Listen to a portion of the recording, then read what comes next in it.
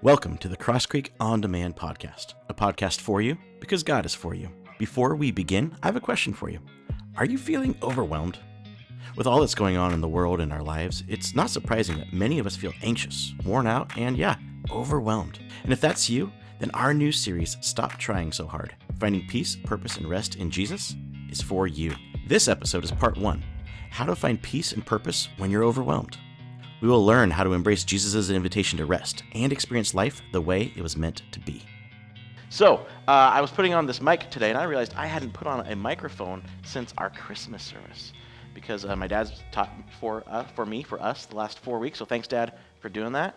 I'm really excited to kind of be back doing this, and I was really excited to start writing the message. Like, I haven't really written something in a while, and I love writing. And then the moment I sit down to write, I immediately got distracted. I'm like, oh, there's this email I need to send. There's this email I need to answer. Then I went on our planning centers, how we plan our volunteers and stuff, and I realized we didn't have enough for today, so I had to go on there and start stressing about having enough volunteers. And then, as I'm starting to okay, I think I know where I'm going to go with this, these guys knocked on my door, and they had some leftover asphalt from some job they're doing down the road. These guys ever come to your door? And they're like, hey, we'll totally give you a discount on asphalt because your driveway looks like crap. And I'm like, I know it looks like crap because I've been trying to get some gravel, but that's not happening for a while. And so they're like, hey, yeah, we could totally give you a discounted price of 20 times more than I can afford. And so then I started stressing oh my gosh, I don't have enough money for the stuff I want, right? Like first world problem stuff. And then I finally started writing, but then the kids who are homeschooled and I work at home kept wanting me to show me crap. I love you kids, but how dare they interrupt me thinking I love them so much and stuff. It's really frustrating. But then by the time I started, I was already overwhelmed and man, am I even going to get anything written at all? And then as I'm writing, I keep hearing things in my head. It's not my wife whispering over my shoulder.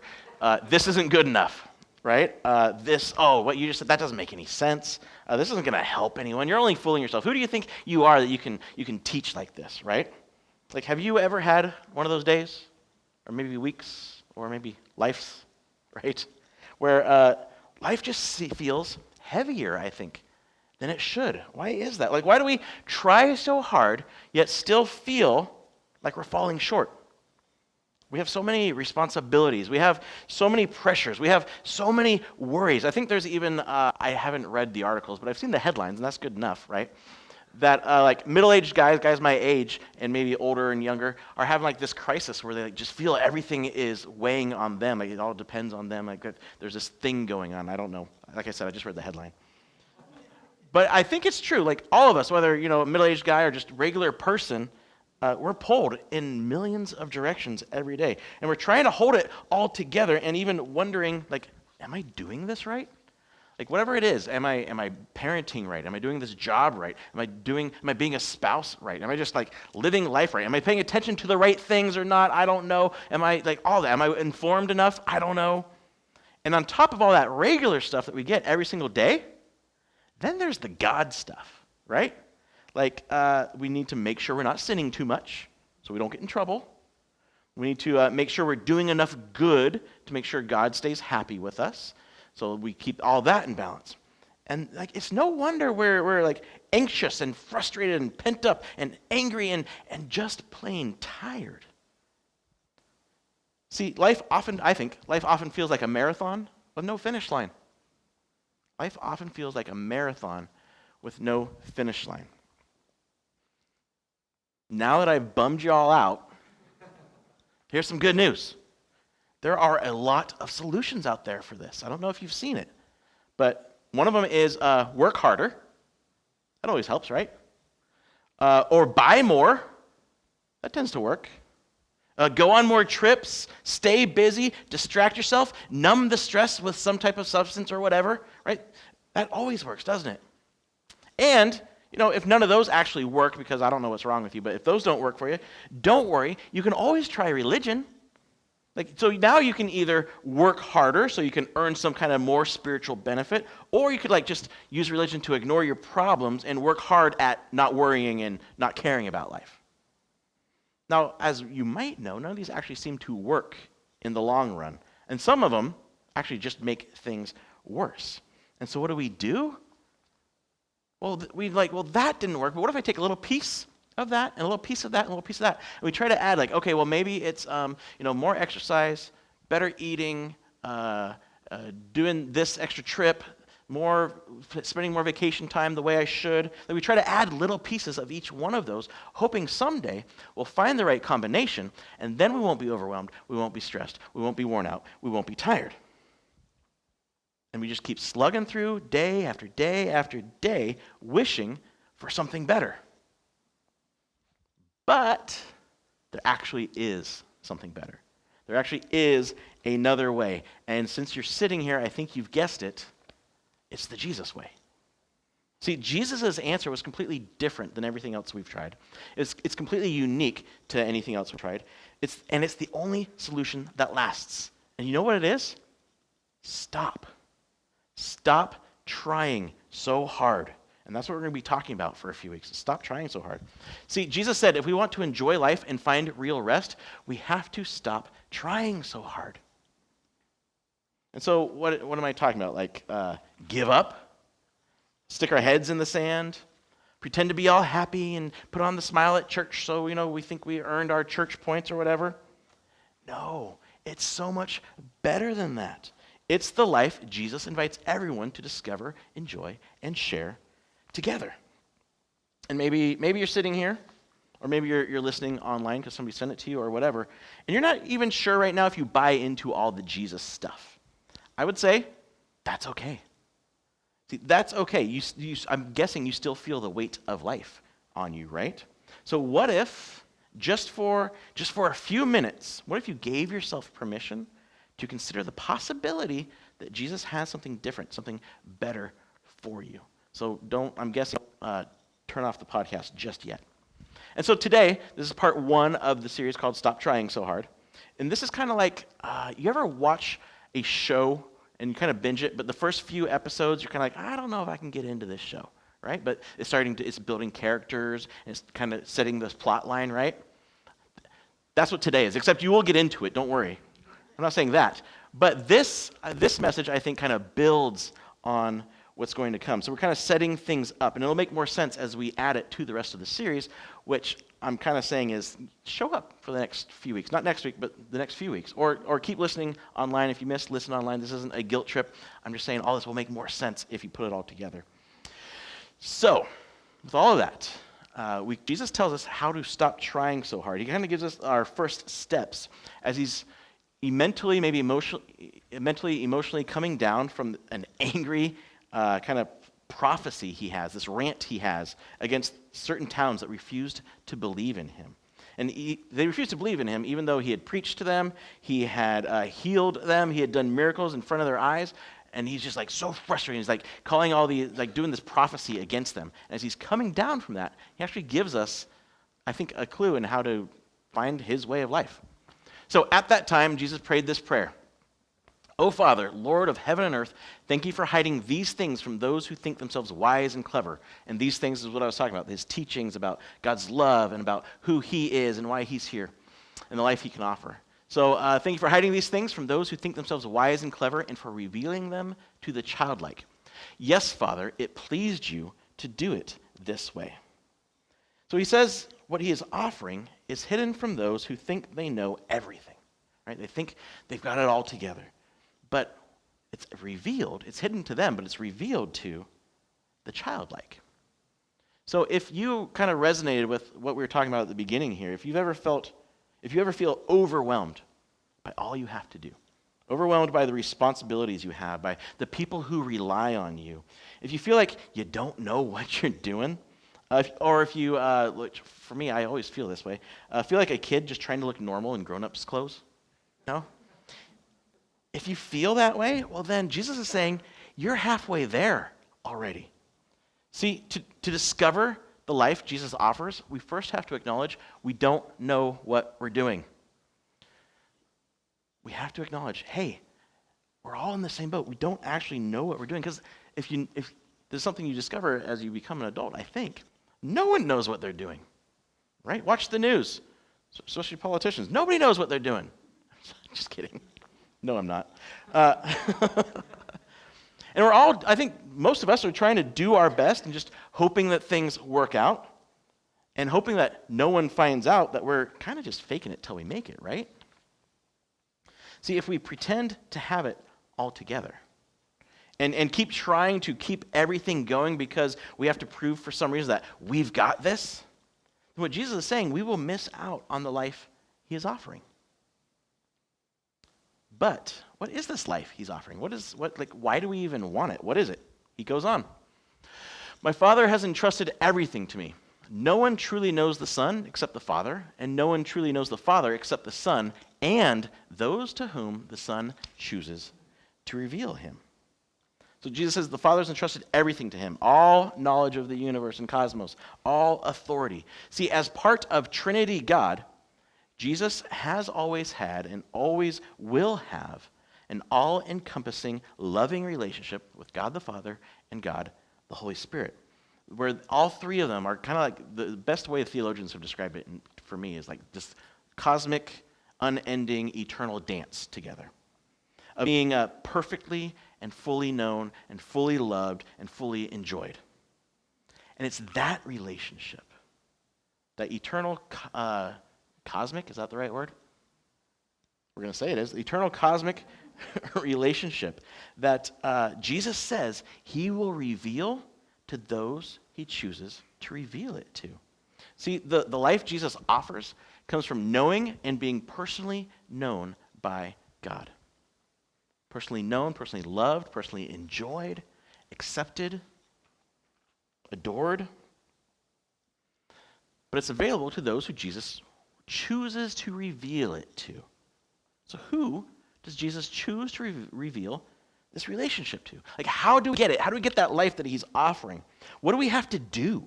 What do we have to know? Like, what are the right things to believe in order to actually experience this life? Those are great questions, guys. I'm so glad you asked.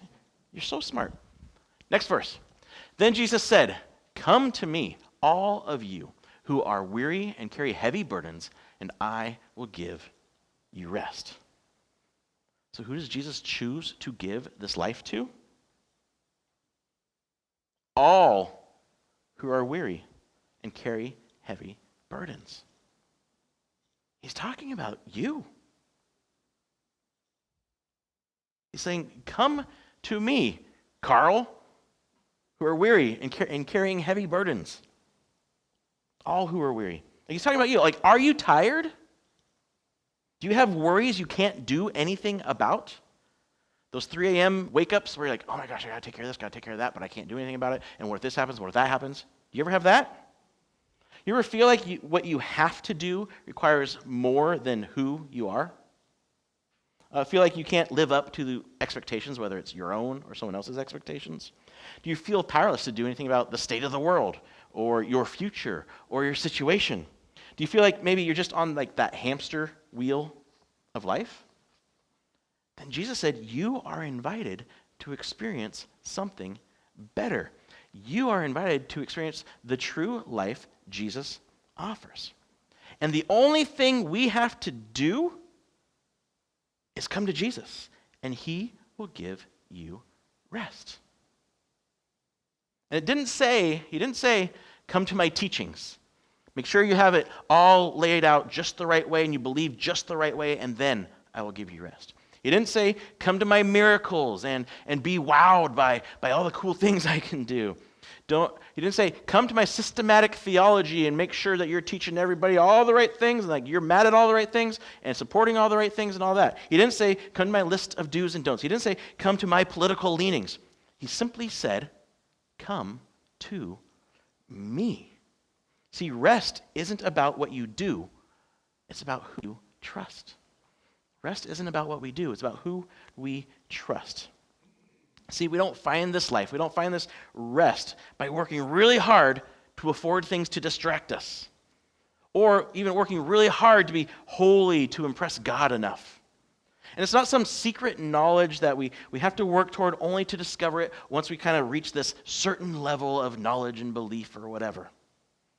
It's a gift that Jesus gives to anyone who will come to him.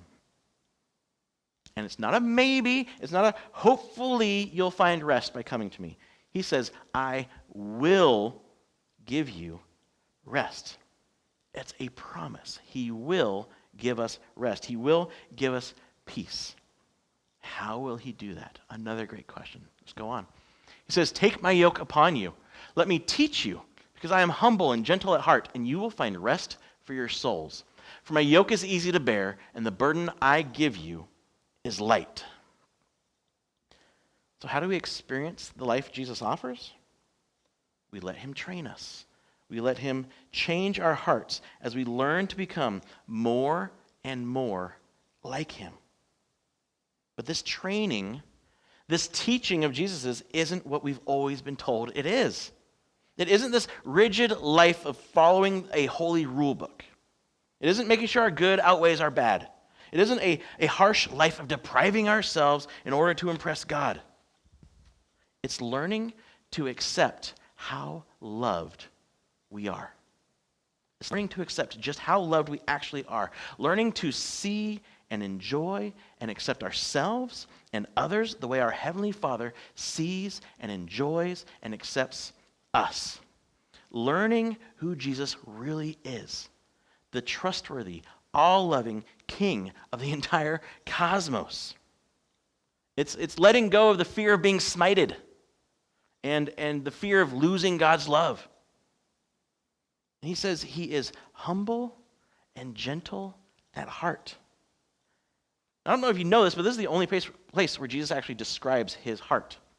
So if Jesus was at a job interview, and they said, Jesus, maybe you're interviewing for a carpenter job, because that's what we used to do. Please describe yourself in 5 words or less. He would say, humble and gentle at heart. That is how Jesus, God himself, described himself. Humble and gentle at heart. And it's almost weird that he says humble, because he just said that God the Father entrusted everything to him, meaning, hey, I'm God. He just called himself King of the universe. But what does it mean that he's humble? It means he doesn't force his way. It means he doesn't bully people into doing what he wants them to do. It means he doesn't use his authority to oppress and coerce people to get them to see things his way. He's humble and he's gentle at heart.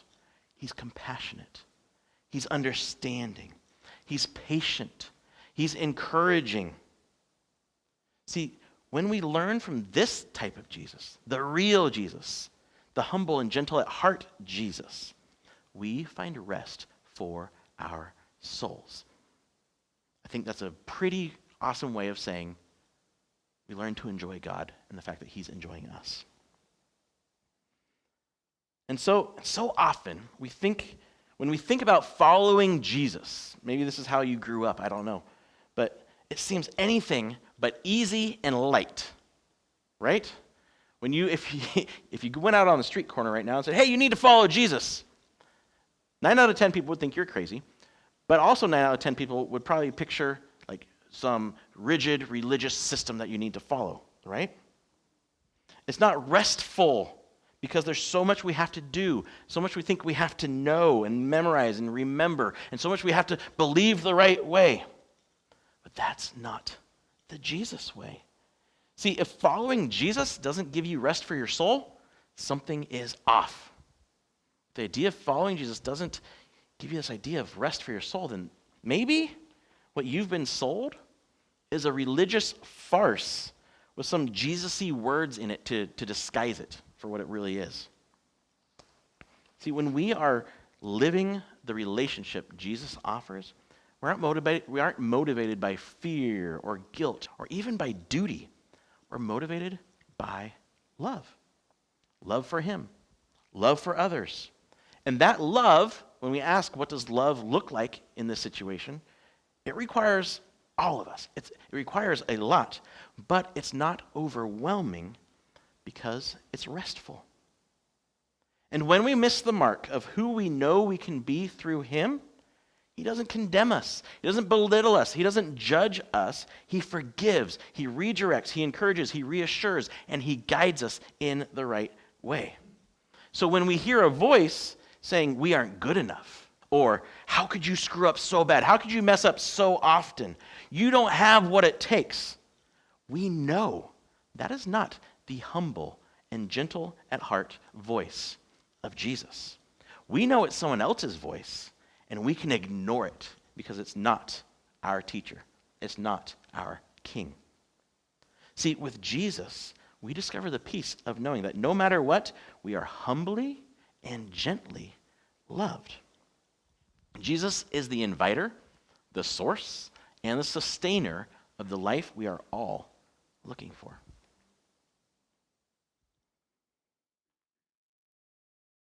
Now, I'm not going to lie to you much. Just kidding. But coming to Jesus, it doesn't take the pain out of life. It doesn't. It doesn't mean we won't have to actually work and do things we don't want to do. But in any of that pain, in any of that things we have to do that we don't want to do life, it will give us a peace in it. It will give us a purpose for it and through it.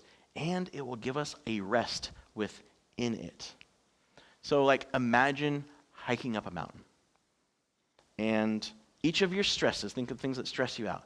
Each of your stresses, each of your worries, each of your anxieties, each of your responsibilities is a brick in the backpack that you're wearing as you're hiking up this mountain. Jesus doesn't offer to take some bricks out of your backpack. That's not what this is about. He offers to take the backpack and walk next to you. The bricks are still there. They're still your bricks. But he is taking the load. So think about what is weighing you down right now. Let's raise our hands and share our worries. And I'm just kidding. But think about it in your head. What is weighing you down right now? What would it feel like to hand over your weight to someone stronger? To someone who you know can handle it? Imagine being able to hand those worries, hand those fears, hand those stresses to Jesus. They don't just disappear, but we can say, here, these are yours now. I'm going to trust you to take care of them. And he'll take care of them. Now, there's one other thing we need to see in this passage.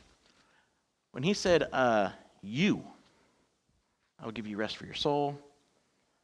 Come to me, you who are weary. The yous here, they're plural. As in most of the yous in the New Testament. They're plural. It's like y'all will find rest. Meaning this happens in a community. Because we also carry each other's burdens. We carry each other's bricks. As the African theologian John Mbiti said, rest in Christ is not the absence of labor, but the restoration of the soul within a community of care. It is the kind of rest that comes from knowing one's identity is secure in God and supported by others. See, Jesus' promise of rest isn't just an individual thing. It's a promise of a rest for a community. It's about creating a community where we can experience peace with others, no matter how different they might be from us, no matter how differently they might vote from us. It's a community based on, created by, and sustained by our humble and gentle at heart King. See, the life Jesus offers is experienced in a community resting in Jesus. We can't find it alone. It's always been about together. See, this life isn't something we experience alone. It's something we discover, enjoy, and share together. When we gather and we support and we pray for each other, we create a space where God's peace is actually tangible. We can actually experience it. And I believe that's what we are creating here at Cross Creek. Being here together every week, meeting in small groups, even some are meeting in one-on-one alliances together. A community where we invite our neighbors to discover, enjoy, and share the life Jesus offers together. So, as we start this journey of a few weeks of giving up trying so hard, and I know stop trying so hard is going to be easy for some and really hard for you overachievers. I get it. that just doesn't click for you. So as we start, first things first. The first step, as Jesus said, is to come to him. Come to Jesus. Maybe for the first time, maybe again. Tell him, I want you to teach me. I don't want the news to teach me. I don't want the podcast to teach me. I don't want the books to teach me. Nothing that's wrong with any of those. But our main teacher, if we really want to experience this life, has to be Jesus. Come to Jesus. I say, I want you to teach me. I want to commit to you and your way. And then allow him to teach you. Allow him to teach you. One of the best ways, and what I'm going to invite you to do this week, actually, 2 weeks, because, I won't check your homework for 2 weeks, is read Matthew 5-7 this week. It's the Sermon on the Mount, right? It's Jesus' main teachings, like a summary of Jesus' main teachings. And as you read that, write down anything you learn about Jesus. What does this show you about Jesus? Not what does this show you about what you should do right now, and what rules you should follow, and what lists you should make about what makes somebody holy and not holy. What does this tell you? What does this show you? What does this reveal about Jesus? So you can learn to recognize his heart and his voice, and to start to tune your heart and your mind to his. And if you want extra credit for that, we actually did a series a while ago called A Life That Actually Works that went through the Sermon on the Mount. So if you like hearing my voice a lot, you can listen to that too. And then practice resting and trusting. We have to practice it. We have to practice resting. We have to practice trusting. And every time you feel that weight, every time you feel another brick pulling on your backpack, when you feel that stress and that worry, stop and say, Jesus, I trust you with this. Like we have to physically, purposely practice saying that. Jesus, I trust you with this. And then see if he doesn't give you the rest he promised. The more you practice, the more rest you will experience. Like if you're worried about the state of the world right now, remind yourself who is in control. Jesus, I trust you with this. If you're worried about your future, practice trusting the God who is outside of time and is already in that future with you and knows what will happen after that. If you're stressed out about your kids or your parents, remember who loves them more than you do and proved it by dying for them. If you really want extra credit, explore being in a Jesus community. Like maybe come here regularly. Check out a Connect group. I know we are very tight on space right now in their Connect groups, but at least get yourself on the waiting list of a Connect group.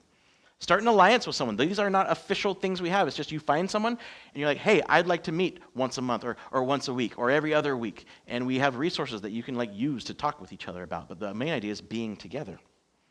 And we're not doing these things. We're not showing up to church. We're not going to a Bible study. We're not doing what is that called? What's the churchy word for one-on-one stuff? Accountability partner. Oh, yeah. I hate that.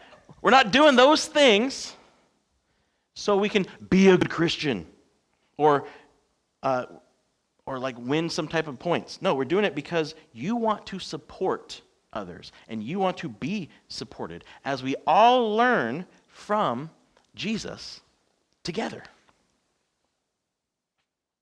So think about it. We'll let the band come up and get all ready and stuff, but think about it. What if this week you stopped carrying the weight of having to hold it all together? What if you were able to let that go? See, no matter how heavy life feels, Jesus is inviting you to rest. He's not asking for more effort. He's not asking for perfection. He's asking for your trust. He says, come to me and I will give you rest. So take him at his word. He wasn't lying. He wasn't trying to trick anybody. Take him at his word. Trust him with your worries. Trust him with your burdens. Trust him with your life. Let him replace your work with peace. Let him replace your anxiety with purpose and your exhaustion with rest. And together as a community, we can live out this rest-filled life and show the world the freedom that that comes from actually knowing Jesus. Think about it. The King of the universe is humble and gentle at heart, and he invites you to experience rest for your soul. You don't have to keep working. You are loved, you are known, and you are invited to live a life of peace and purpose and rest with him. See, we can stop trying so hard when we start trusting Jesus. And stop trying so hard when we start trusting Jesus.